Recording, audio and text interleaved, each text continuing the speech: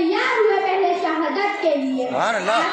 आज तारीख में उन्हीं लोगों के नाम नहीं जिनके सर कट गए भारत की हिफाजत के लिए।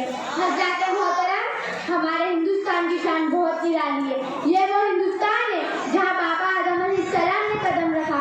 ये वो हिंदुस्तान है जहाँ हर मजहब के लोग आज़ादी के साथ जीते हैं। ये वो हिंदुस्तान है जिसके लिए हमारे उलमा ने अपनी जान की कुर्बानी पेश की। ये वो हिंदुस्तान है जिसके वफादारी हमारे ईमान का हिस्सा है। ये वो हिंदुस्तान है जिसके लिए मेरे आका ने फरमाया, हिंद से मुझे इल्म की खुशबू आती है। हज़रात मोहतरम, ये वही हिंदुस्तान है जिसकी छाती में मेरे गरीब नवाज लेते हैं। ये वही हिंदुस्तान है जिसकी कोख में लाखों शहीद लेते हैं। ये वही हिंदुस्तान है जिसकी हिफाजत के लिए सरहद पर लाखों से हिंदुस्तान की अजमत को सलाम। हज़रत, हम बहुत खुशनसीब है कि अल्लाह ने हमें अपने हबीब की उम्मत में पैदा किया और बाशिंदा हिंदुस्तान बनाया। हमारे उलमा जो हमारे सर के ताज है, जिन्होंने अंग्रेजों के खिलाफ जंग का फतवा दिया और अपनी आवाम से कहा, देश की देनी पड़े तो पीछे मत हटना, घर लुटाना पड़े तो घबराना मत, बल्कि हिंदुस्तान के अजमत के खातिर सब कुछ लुटा देना, मगर देश की हिफाजत करना।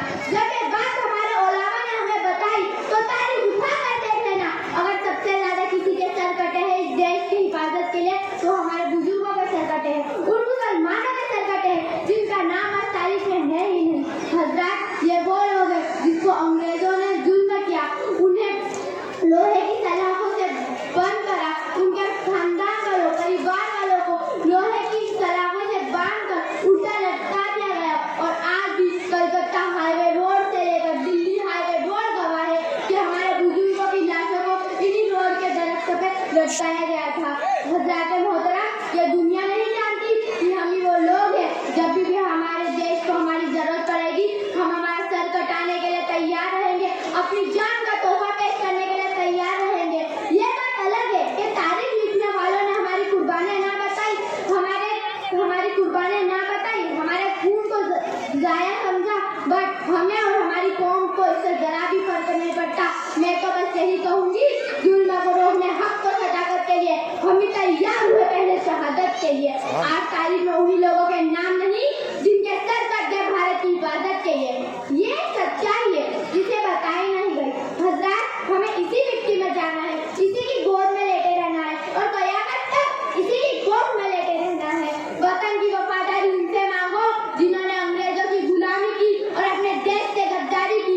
एक मुसलमान 5 वक्त इसी मुल्क की मिट्टी को चूमता है और अपनी वफादारी का सबूत पेश करता है। हज़रत, मैं आप सबको बताना चाहूंगी, हमारे नबी ने फरमाया, जिस मुल्क का नमक खाओ फिर उसी से पूरी जिंदगी वफा निभाते रहो। मुझसे कोई गलती हो गई हो मुझे माफ करें। मेरे साथ